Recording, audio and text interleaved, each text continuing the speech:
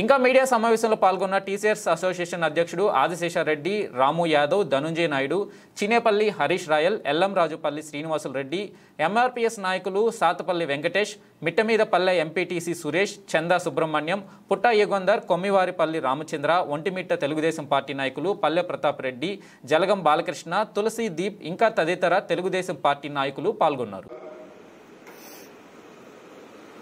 ఈరోజు రాజంపేటలో జరుగుతున్న రకరకాల విషయాలను అట్లాగే పరిస్థితులను ప్రజల దృష్టికి తేవాలా, అట్లాగే ప్రభుత్వ దృష్టికి తేవాలనే ఒక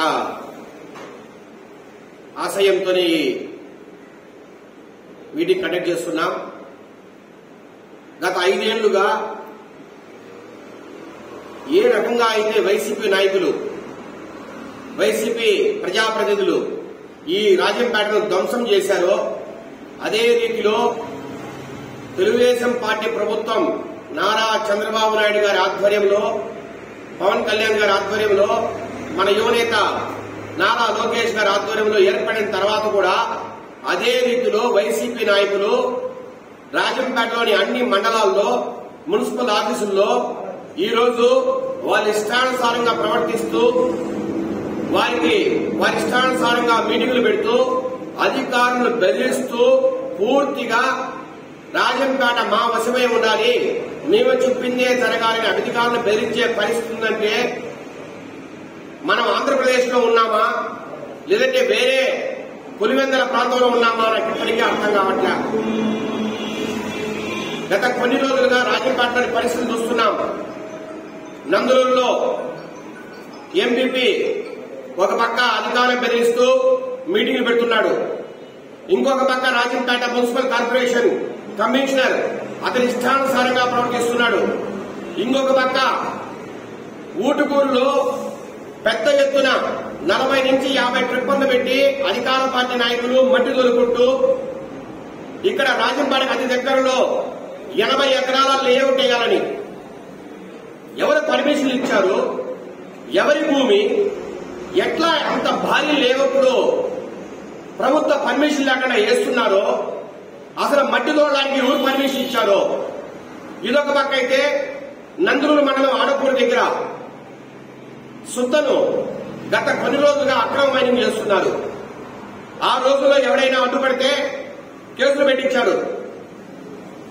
ప్రజాభిప్రాయ సేకరణ జరిగితే ఒకే ఒక్కడు కొన్ని వందల మంది అభిప్రాయ సేకరణ సభకు వస్తే ఒకే ఒక్కడే దానికి మద్దతు పలికి ఆ ఒక్కడి అభిప్రాయంతోనే అక్కడ ఆడపూడి దగ్గర మైనింగ్ లీజు ఇచ్చారంటే ఎంత దారుణమైన పరిస్థితి వైసీపీ గవర్నమెంట్ ఉండిందో ఒక్కసారి మనమంతా అర్థం చేసుకోవాలి. అలాంటి మైనింగ్ ఈ రోజు అక్రమ మార్గంలో నడుస్తోంది. గత 4 రోజులుగా కొన్ని పదుల సంఖ్యలో ట్రిప్పర్లు పెట్టి అక్రమ మైనింగ్ చేస్తున్నారు అక్కడ. అట్లాగే ఊటుకూరు ఏ గవర్నమెంట్ డిపార్ట్మెంట్ ఆఫీస్కి వెళ్ళినా ఇంకా వైసీపీ నాయకుల హవానే నడుస్తోంది. ఒంటిమిట్టకి వెళ్ళాం, సిద్ధవటం వెళ్ళాం, నందలూరు, రాజంపేట ఎక్కడ చూసినా ఇట్లాగే పరిస్థితుంది. మేము ఒకటే హెచ్చరిస్తున్నాం అధికారులను, ఇప్పటికైనా మీ పద్ధతులు మార్చుకోండి. మీరు ఒకప్పుడు వైసీపీ నాయకులు ఇక్కడికి ట్రాన్స్ఫర్ చేస్తే వచ్చిండొచ్చు, అంత మాత్రాన వైసీపీ నాయకులు చెప్పినట్టు మీరు విన్నట్టయితే ఖచ్చితంగా కార్యాలయాలు ముట్టడిస్తాం. నందలూరు అయిపోయింది, రాజంపేటలో కూడా 2 సార్లు తెలుగుదేశం పార్టీ నాయకులు ఆఫీస్కి వెళ్తే కొన్ని పత్రికలు రాస్తున్నాయి, దళిత మున్సిపల్ కమిషన్ మీద జులుం ప్రదర్శిస్తున్నారంట. అంటే ఇది ప్రజాస్వామ్యం కాదా? నాయకులకు కానీ, కార్యకర్తలకు కానీ, ప్రజలకు కానీ కమిషన్తో మాట్లాడే అవకాశం ఇవ్వరా?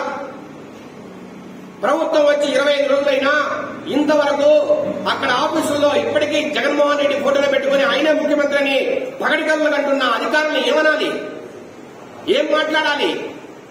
ఎవరైనా మీరు మాట్లాడితే పోలీసులు ఫోన్ చేస్తున్నారు, పోలీసులు జులుం ప్రదర్శిస్తున్నారు. నేను ఒకటే చెప్తున్నా, డీఎస్పీ స్థాయి అధికారి నుంచి ఎస్ఐల వరకు పోయిన గవర్నమెంట్ లో మీరు ఎమ్మెల్యేలు గెలిచారు, జిల్లా పరిషత్ చైర్మన్ గెలిచారు, రకరకాల ప్రజాప్రతినిధులు కలిసి వంగి నమస్కారాలు పెట్టారు. మేమేం బాధపడలా. కానీ ఇప్పటికీ అదే దమనకాండ నడుస్తోంది. ఇప్పటికీ పోలీసులు తీరిగా మారట్లే. ఇది కరెక్ట్ కాదని కూడా ఈ సందర్భంగా తెలియజేస్తున్నాం.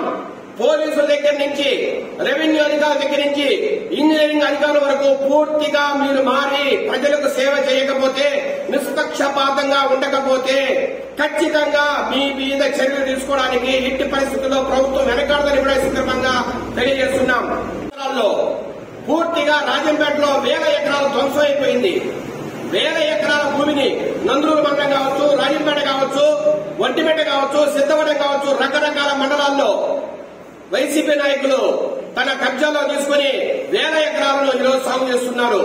మేము ఒకటే చెప్తున్నాం, మాకు పైనుంచి ఖచ్చితంగా మాకు అధికారికమైన విషయం మాకు తెలుసు.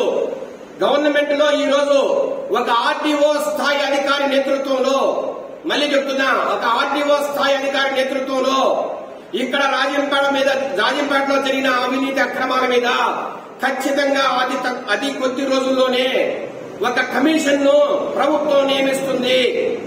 ఒక ఆర్డీఓ స్థాయి అధికారి దానికి పెద్దగా వస్తారు. ఆయన నేతృత్వంలో ఇక్కడ రాజంపేటలో ఒక కమిషన్ నియమిస్తారు. ఆ కమిషన్ పూర్తిగా 1000 ఎకరాల అన్యాయకరమైన భూమిని విషయాలను వెలికి తీసి ఆ వివరాలన్నీ బయటకు తీసి ప్రభుత్వానికి నివేదిక సమర్పిస్తారు. సమర్పించిన తర్వాత ఎవరెవరైతే ఈ భూమిని అన్యాయకరంగా చేశారో, ఎవరెవరైతే ఆస్తులు ధ్వంసం చేశారో ప్రభుత్వాన్ని, ప్రతి ఒక్కరి మీద క్రిమినల్ కేసులు బుక్ చేస్తారు. ఆ ఆస్తులన్నీ తిరిగి ప్రభుత్వానికి వాపసు తీసుకుని పేద ప్రజలకు పంచిపెట్టే విధంగా ముందుకెళ్తారని కూడా ఈ సందర్భంగా మీ అందరికీ తెలియజేస్తున్నాం.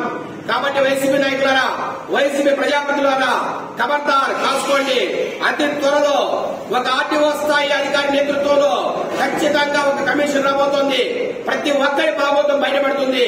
అప్పటిదాకా మీరు వేచి చూడండి కూడా ఈ సందర్భంగా తెలియజేస్తూ, మీ అక్రమాలకు అవినీతికి అడ్డుకట్ట వేస్తాం.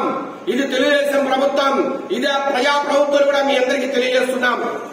అట్లాగే ఈ రాష్ట్రంలో చాలా మంది వైసీపీ మీరు అక్రమంగా కట్టినట్టువే, మీ దగ్గర నీతి నిజాయితీ ఉంటే, మీ దగ్గర కరెక్ట్ గా పేపర్స్ ఉంటే ప్రభుత్వానికి సమర్పించండి.